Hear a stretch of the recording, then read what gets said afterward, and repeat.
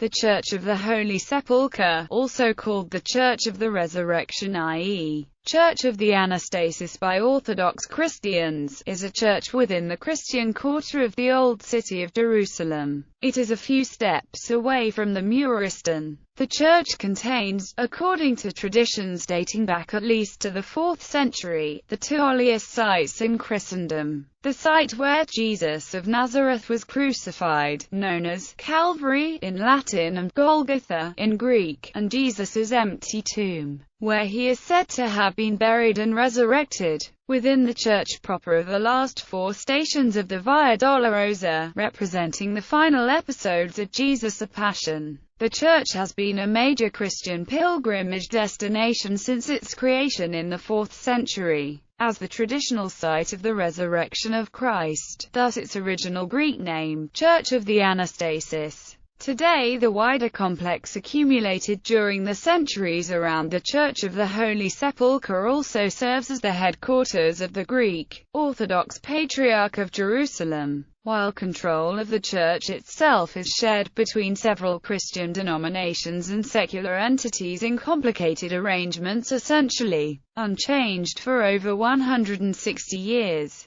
and some for much longer. The main denominations sharing property over parts of the Church are the Greek Orthodox, Armenian Orthodox and Roman Catholic, and to a lesser degree the Egyptian Copts, Syriacs and Ethiopians. Meanwhile, Protestants including Anglicans have no permanent presence in the church and they generally prefer the garden tomb elsewhere in Jerusalem, as either the true place of Jesus' crucifixion and resurrection, or at least a more evocative site to commemorate those events. History. Construction. According to Eusebius of Caesarea, the Roman Emperor Hadrian in the 2nd century AD built a temple dedicated to the goddess Aphrodite in order to bury the cave in which Jesus had been buried. The first Christian emperor, Constantine the Great, ordered in about 325–326 that the temple be replaced by a church. During the building of the church, Constantine's mother, Helena, is believed to have rediscovered the true cross, which tradition holds that when she found 3 crosses she tested each by having it held over a corpse, and when the corpse rose up under one, that was the true cross, and a tomb. Socrates Scholasticus, in his Ecclesiastical History, gives a full description of the discovery. Constantine's church was built as 2 connected churches over the 2 different holy sites, including a great basilica, an enclosed colonnaded atrium with the traditional site of Golgotha in one corner, and a rotunda, called the Anastasis, which contained the remains of a rock-cut room that Helena and Macarius identified as the burial site of Jesus. According to tradition, Constantine arranged for the rock face to be removed from around the tomb, without harming it, in order to isolate the tomb. In the center of the rotunda is a small building called the Coevucleon or the Edicule, which encloses this tomb. The remains are completely enveloped by a marble sheath placed some 500 years before to protect the ledge from Ottoman attacks. However, there are several thick window wells extending through the marble sheath, from the interior to the exterior, that are not marble-clad. They appear to reveal an underlying limestone rock, which may be part of the original living rock of the tomb. The church was built starting in 325–326, and was consecrated on the 13th of September 335. From pilgrim reports it seems that the chapel, housing the tomb of Jesus, was freestanding at first, and that the rotunda was only erected around the chapel in the 380s.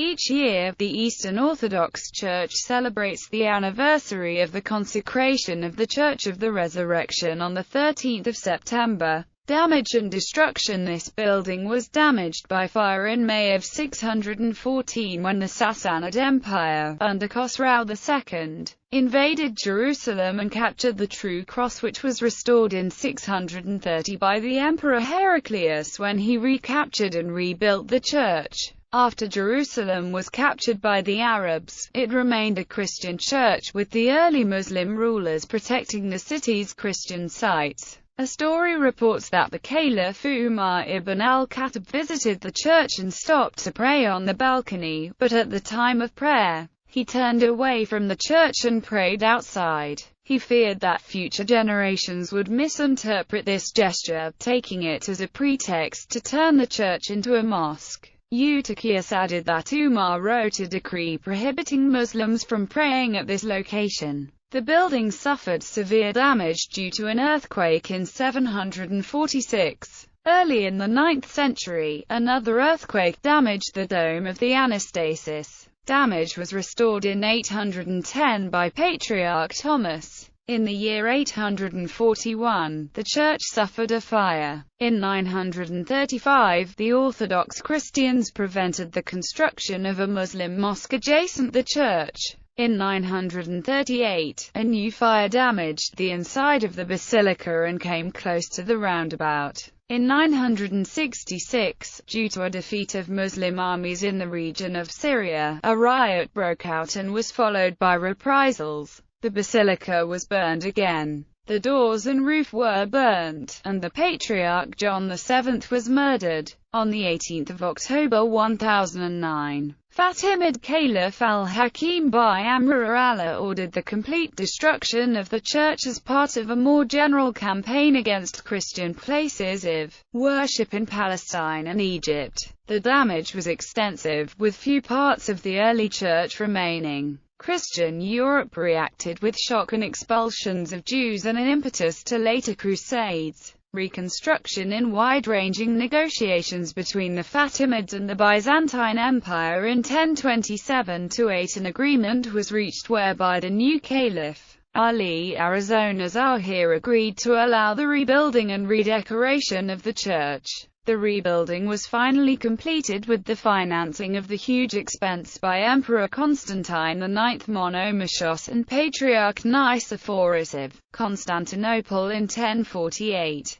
As a concession, the mosque in Constantinople was reopened and sermons were to be pronounced in Arizona Zahir's name. Muslim sources say a byproduct of the agreement was the recanting of Islam by many Christians who had been forced to convert under al-Hakim's persecutions. In addition, the Byzantines, while releasing 5,000 Muslim prisoners, made demands for the restoration of other churches destroyed by al-Hakim and the re-establishment of a patriarch in Jerusalem. Contemporary sources credit the emperor with spending vast sums in an effort to restore the Church of the Holy Sepulchre after this agreement was made. Despite the Byzantines spending vast sums on the project, the total replacement was far beyond available resources. The new construction was concentrated on the rotunda and its surrounding buildings. The Great Basilica remained in ruins. The rebuilt church site consisted of a court open to the sky, with 5 small chapels attached to it. The chapels were to the east of the Court of Resurrection, where the wall of the great church had been. They commemorated scenes from the Passion, such as the location of the prison of Christ and of his flagellation, and presumably were so placed because of the difficulties of free movement among shrines in the streets of the city. The dedication of these chapels indicates the importance of the pilgrims' devotion to the suffering of Christ.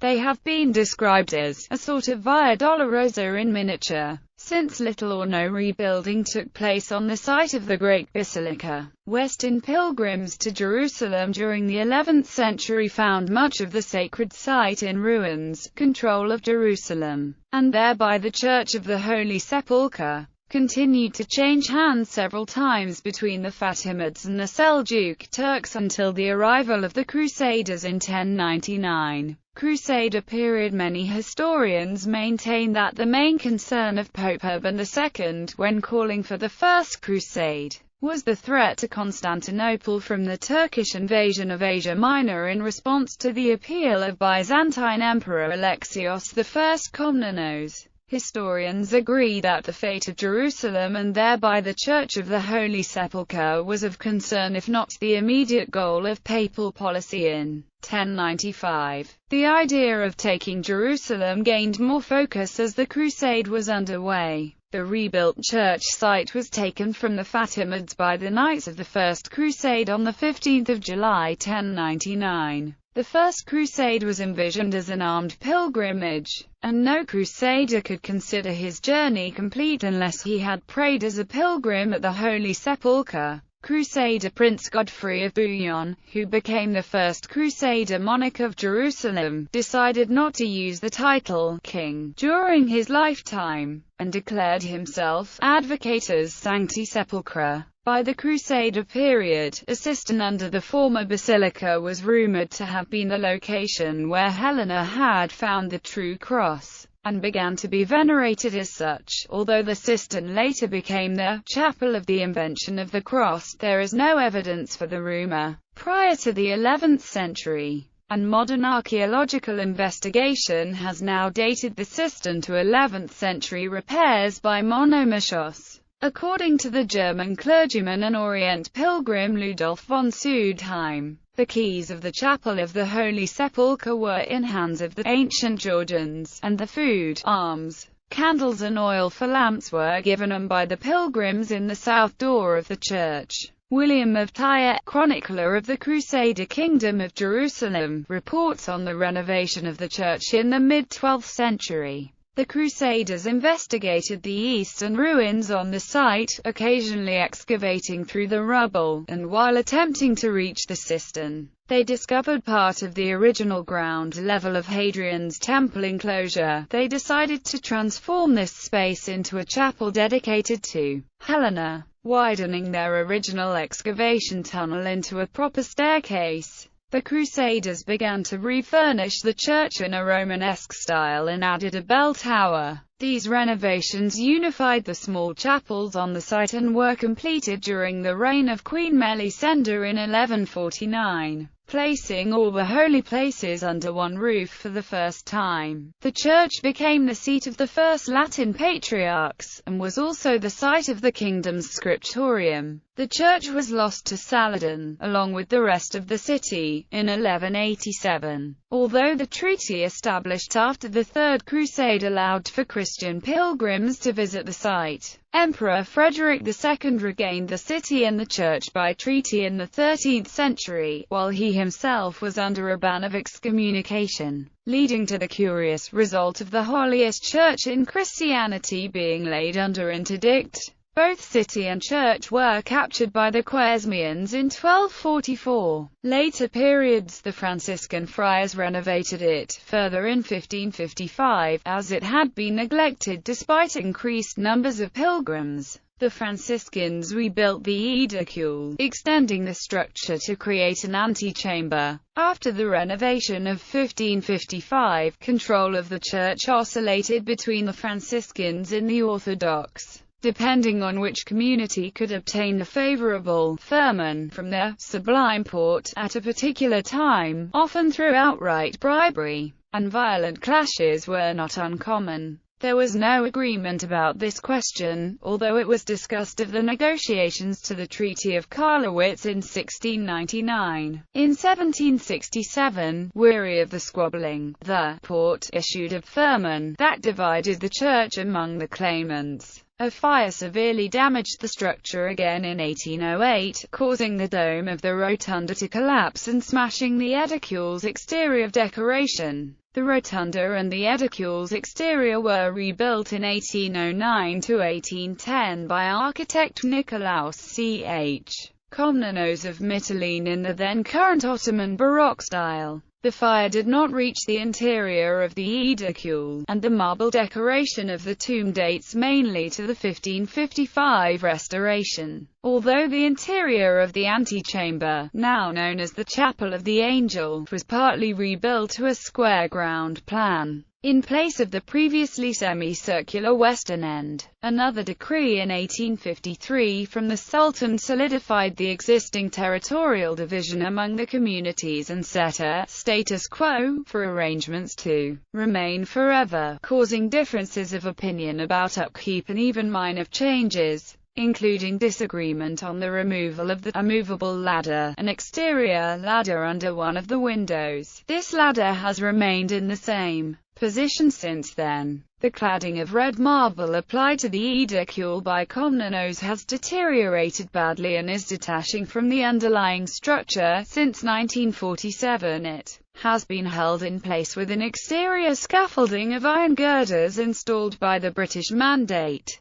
No plans have been agreed upon for its renovation. The current dome dates from 1870, although it was restored between 1994 to 1997, as part of extensive modern renovations to the church which have been ongoing since 1959. During the 1970 to 1978 restoration works and excavations inside the building, and under the nearby Muristan, it was found that the area was originally a quarry, from which white Melaki limestone was struck. To the east of the Chapel of St. Helena, the excavators discovered a void containing a 2nd century drawing of a Roman ship, 2 low walls which supported the platform of Hadrian's 2nd century temple, and a higher 4th century wall built to support Constantine's basilica. After the excavations of the early 1970s, the Armenian authorities converted this archaeological space into the Chapel of St. Vartan, and created an artificial walkway over the quarry on the north of the chapel, so that the new chapel could be accessed from the Chapel of St. Helena.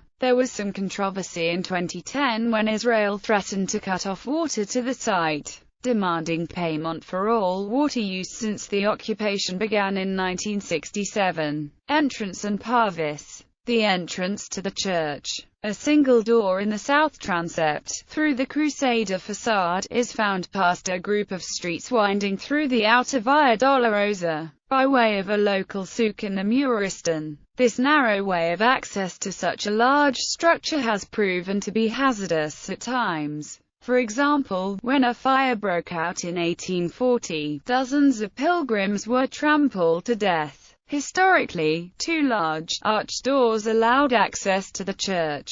However, only the left-hand entrance is currently accessible, as the right door has long since been bricked up. These entrances are located in the parvis of a larger courtyard, or plaza. Also located along the parvis are a few smaller structures and openings. The chapel marks the 10th station of the cross, a Greek Orthodox oratory and chapel, just beneath the Chapel of the Franks, dedicated to Saint Mary of Egypt. Various entrances to Armenian, Greek Orthodox, and Ethiopian Orthodox chapels. A small Greek Orthodox monastery, known as Geth's main Metoction, located to the side of the church. Broken columns, once forming part of an arcade, flank the church's front, covered in Crusader graffiti mostly consisting of crosses. In the 13th century, the tops of the columns were removed and sent to Mecca by the Khwarezmids. The church's bell tower is located to the left of the facade.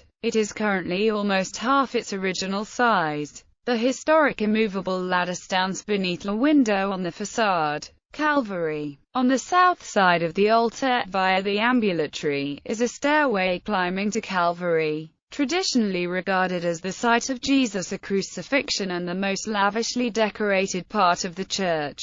The main altar there belongs to the Greek Orthodox, which contains the Rock of Calvary. The rock can be seen under glass on both sides of the altar, and beneath the altar there is a hole said to be the place where the cross was raised. Due to the significance of this, it is the most visited site in the Church of the Holy Sepulchre. The Roman Catholics have an altar to the side, the Chapel of the Nailing of the Cross. On the left of the altar, towards the Eastern Orthodox chapel, there is a statue of Mary, believed by some to be miraculous. Beneath the Calvary and the 2 chapels there, on the main floor, there is the Chapel of Adam. According to tradition, Jesus was crucified over the place where Adam's skull was buried. According to some, at the crucifixion, the blood of Christ ran down the cross and through the rocks to fill the skull of Adam. The rock of Calvary appears cracked through a window on the altar wall, with the crack traditionally claimed to be caused by the earthquake that occurred when Jesus died on the cross. while some scholars claim it to be the result of quarrying against a natural flaw in the rock. Stone of Anointing. Just inside the entrance to the church is the Stone of Anointing, which tradition believes to be the spot where Jesus' body was prepared for burial by Joseph of Arimathea. However, this tradition is only attested since the Crusader era, and the present stone was only added in the 1810 reconstruction. The wall behind the stone is defined by its striking blue balconies and tall cross-bearing red banners, and is decorated with lamps. The modern mosaic along the wall depicts the anointing of Jesus' body. The wall was a temporary addition to support the arch above it, which had been weakened after the damage in the 1808 fire. It blocks the view of the rotunda, separates the entrance from the Catholicon, sits on top of the now empty and desecrated graves of 4 12th century Crusader kings, including Godfrey of Bouillon and Baldwin I of Jerusalem, and